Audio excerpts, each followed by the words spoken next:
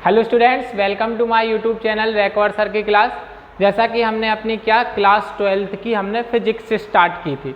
क्या स्टार्ट की थी हमने? फिजिक्स से स्टार्ट की थी। तो उसमें हम अपना अध्याय 1 कर रहे थे, वैद्युत आवेश एवं क्षेत्र, जिसमें आज हमें क्या करना है। आज का अपना प्रश्न है कि गॉस का प्रमेय लिखिए एवं सिद्ध कीजिए। यह एक इम्पोर्टेंट क्वेश्चन है हमारा। गॉस का प्रमेय लिखिए एवं सिद्ध कीजिए। तो देखो गॉस का प्रमेय क्या कहता है अपना, पहले हम ये देख लेते हैं। तो गॉस प्रमेय कहता है अपना, गॉस प्रमेय क्या कहता है अपना कि गॉस प्रमेय के अनुसार क्या होता है कि किसी बंद पृष्ठ से वायु या निर्वात में, किसी बंद पृष्ठ से वायु या निर्वात में होकर गुजरने वाला, क्या होकर गुजरने वाला विद्युत फ्लक्स उस पृष्ठ के अंदर उपस्थित आवेश का 1/ε0 गुणा होता है। क्या कि गॉस का प्रमेय क्या कहता है, आप समझे। गॉस प्रमेय क्या कहता है? गॉस प्रमेय के अनुसार, क्या गॉस के प्रमेय के अनुसार। तो गॉस का प्रमेय क्या कहता है हमारे लिए? गॉस प्रमेय के अनुसार क्या होता है? गॉस प्रमेय के अनुसार किसी बंद पृष्ठ, क्या किसी बंद पृष्ठ से वायु या निर्वात, किसी बंद पृष्ठ से वायु या निर्वात, किसी बंद पृष्ठ से क्या वायु या निर्वात में होकर गुजरने वाला जो संपूर्ण विद्युत फ्लक्स होता है। मैंने आपके लिए कल बताया था, कल नहीं मतलब पिछले वीडियो में बताया था संपूर्ण विद्युत फ्लक्स। मैंने कहा था याद रखना, इसकी आवश्यकता पड़ेगी। तो संपूर्ण विद्युत फ्लक्स उस पृष्ठ के अंदर उपस्थित आवेश का कितना होता है? 1/ε0 गुना। इसका अर्थ क्या हुआ? माना, देखो इसमें हम देखें, अब देखो इसे गणितीय रूप में समझते हैं। माना किसी बंद पृष्ठ के अंदर उपस्थित आवेश हमने Q माना, क्या माना? Q माना, तथा उस पृष्ठ से संबंधित कुल विद्युत फ्लक्स हमने फाई माना। ठीक है, तो क्या हो जाएगा हमारे पास? वो क्या आएगा हमारे पास, जो वो क्या कहते हैं अपना प्रमेय का समीकरण आएगा, वो क्या आएगा? Phi = Q × 1/ε0।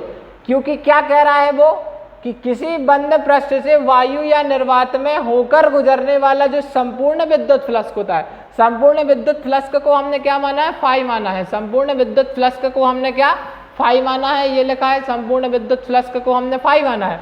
तो संपूर्ण विद्युत फ्लक्स उस पृष्ठ के अंदर उपस्थित आवेश को हमने क्या माना? Q माना, बराबर Q × 1/ε0 गुना हो रहा है, इसलिए × 1/ε0। ये इस प्रकार से हमारा ये आया सूत्र, मतलब हमें इसी को सिद्ध करना है। तो देखो सिद्ध किस प्रकार से करेंगे हम आगे देखते हैं। अब देखो जितना लिखने का था वो मैंने इसलिए लिख दिया जिससे समय बचे अपना। ठीक है, हल करके मैं आपको पूरा बताऊंगा। अब देखो पहले इसमें हम क्या करें, देखो क्या कह रहा है वो, हम माने कि माना बंद गोलीय पृष्ठ, ठीक है, एक बंद गोलीय पृष्ठ है। क्या है हमारे पास? एक बंद गोलीय पृष्ठ है। चित्र मैं आपके लिए बना के बता रहा हूं, उसके बाद वो वाली भाषा लिखनी है।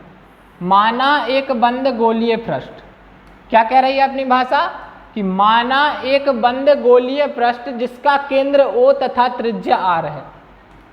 देखो एक बंद गोलीय पृष्ठ है जिसका केंद्र है ना जो हमारे पास, वो क्या है? O है। जिसका केंद्र क्या है हमारे पास? O है। और त्रिज्या कितनी है हमारे पास? इसकी R है। त्रिज्या कितनी है? R है। ये हमने त्रिज्या R इतनी बना दी। ठीक है, माना एक बंद गोलीय पृष्ठ जिसकी त्रिज्या कितनी है हमारे पास? R है। इस गोले के केंद्र पर +Q आवेश है। इस गोले के केंद्र पर कौन सा आवेश है हमारे पास? +Q आवेश है। ठीक है, इस गोले के केंद्र पर +Q आवेश है। उसके बाद क्या है? गोले का पृष्ठीय क्षेत्रफल S है। क्या है? गोले का जो पृष्ठ का क्षेत्रफल है, पूरा पृष्ठ जो उसका गया है ना, गोल है पूरा, वो कितना है हमारे पास? S है। क्या है? S है। ठीक है, पृष्ठीय क्षेत्रफल क्या मान लिया हमने? S मान लिया। अब देखो, अरे हाँ, पृष्ठीय क्षेत्रफल ऐसे गोले के केंद्र से R दूरी पर एक बिंदु P है जिस पर हमें विद्युत क्षेत्र की तीव्रता। अब देखो गोले के केंद्र से ये R दूरी पर क्या कर दिया हमने? एक बिंदु P ले लिया जिस पर हमें क्या ज्ञात करना है? विद्युत क्षेत्र की ये बिंदु P है जिस पर हमें विद्युत क्षेत्र की तीव्रता ई हमें ज्ञात करना है। तो इस प्रकार से ये हमारे पास क्या आ गया, अपना चित्र आ गया। क्या आ गया, चित्र। अब देखो इसका जो वो है ना, क्या है, पृष्ठ है जो, वो हमारे पास क्या है, अब देखो ds कहलाया हमारे पास ये। अब देखो यहां पर देखो तीव्रता ही है। चित्र हमें पूरा इस प्रकार से बनाना है, ये पूरा इस प्रकार से चित्र बनेगा।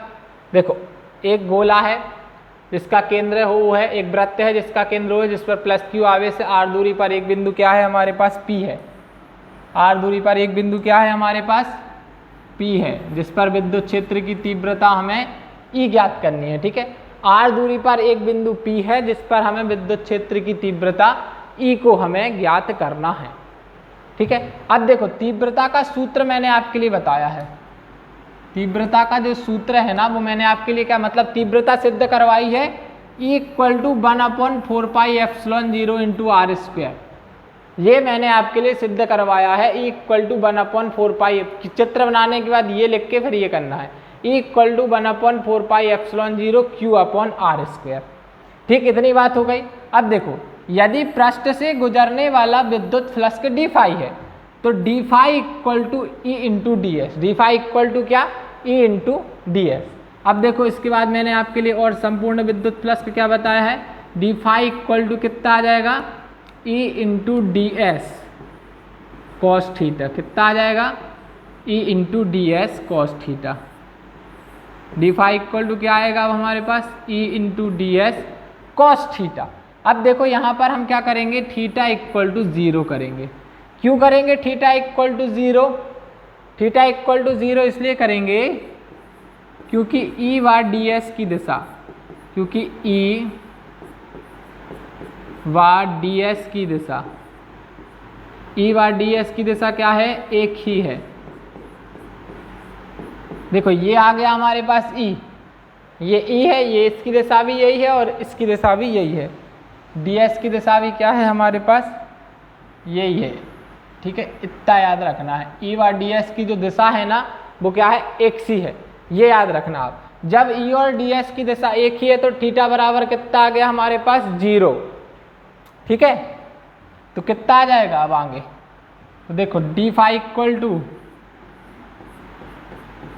E × ds cos थीटा के स्थान पर क्या आ जाएगा, 0। तो d∅ = कितना आ जाएगा, EDS आ जाएगा। cos 0 का मान कितना होता है हमारे पास, cos 0 का मान 1 होता है, तो d∅ = कितना आ जाएगा, EDS आ जाएगा, E × ds। अब देखो इसमें क्या कर सकते हैं अपन, अब हम क्या करेंगे कि फाई देखो अतः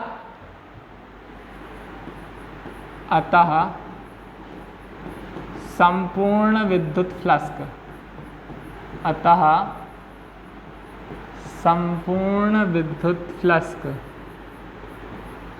विद्युत फ्लक्स क्या आ जाएगा हमारे पास, संपूर्ण विद्युत फ्लक्स ना, फ्लक्स, हाँ ठीक है, संपूर्ण विद्युत फ्लक्स है यहाँ पर, फ्लक्स। ठीक है, संपूर्ण विद्युत क्या आ जाएगा हमारे पास, फ्लक्स आ जाएगा। पहले हमारे ख्याल से फ्लक्स सही लिखा था, फ्लक्स, हाँ ठीक है, ऐसा ही ठीक। देखो हाँ सॉरी, हाँ तो संपूर्ण विद्युत फ्लक्स क्या आ जाएगा हमारे पास, फाई = डबल समाकलन, ये मैंने आपके लिए लिखवाया है d∅। ठीक है, तो फाई = कितना आ जाएगा हमारे पास, डबल समाकलन, d∅ के स्थान पर हम क्या लिख देंगे, E × ds। क्या लिख देंगे, E × ds। अब हम क्या करेंगे, ये है ना जो, ये मैंने आपके लिए बताया था, ये यहीं बताया था यार, हाँ E = ये बताया था ना, इसको नंबर 1 नाम देकर चल रहा है, समीकरण 1 बना के चल रहा है इसको, E = 1/4πε0 को। तो देखो कितना आ जाएगा फिर हमारे पास, फाई = E × ds है, तो E × ds है जब, तो देखो तो फाई = आ जाएगा हमारे पास डबल समाकलन, E के स्थान पर हम लिख देंगे वो समीकरण 1 से, किससे, समीकरण 1 से। तो समीकरण 1 से क्या आ जाएगा, 1/4π epsilon 0 into K Q upon R square into कितना है हमारे पास ds। ये इतनी बात हमें याद रखना है, ठीक है। समीकरण 1 से क्या आ गया 1/4 epsilon 0 into K Q upon R square, ये तीव्रता है, ये मैंने आपके लिए बताई थी, तो वहां हमने ई का मान रखा है बस, और कुछ नहीं किया। और इंटू क्या आ गया हमारे पास ds आ गया। अब देखो इसको बाहर ले लेंगे 1/4 epsilon 0 into K Q upon R square, ये कितना आ जाएगा डबल समाकलन ds।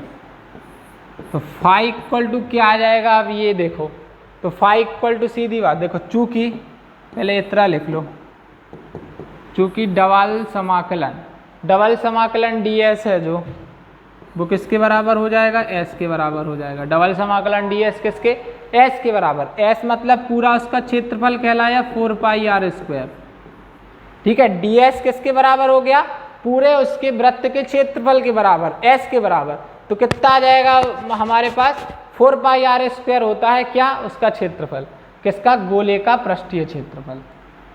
4πr² किसका गोले का पृष्ठीय क्षेत्रफल होता है,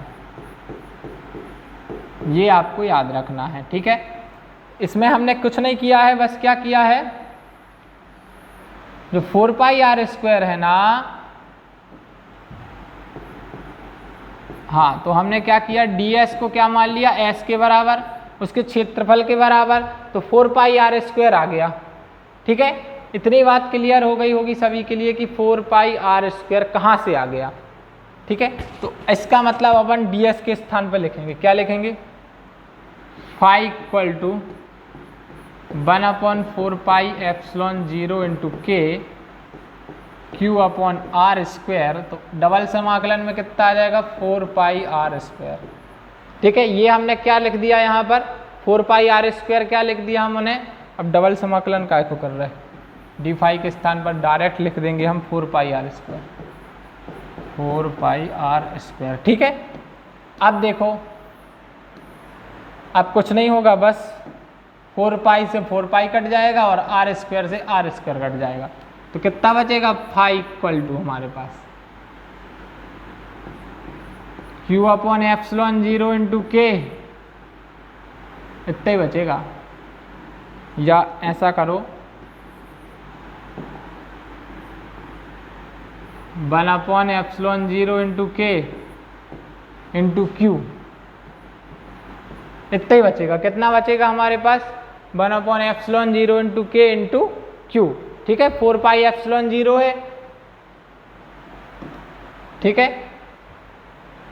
ये देखो तीव्रता, सॉरी एप्सिलॉन 0 इंटू के नहीं लेना था, वो हम के लेकर चले ना, जो सभी जगह से के हटा दे, वो के तो वायु या निर्वात में जब कर रहे हैं तो के इक्वल टू तो 0 ही होगा ना, ये मैंने आपके लिए बताया भी था, बस मैं ही भूल गया।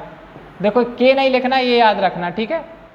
के कहीं नहीं लिखना, और कहीं तो नहीं लिखाना, नहीं, हाँ ठीक है।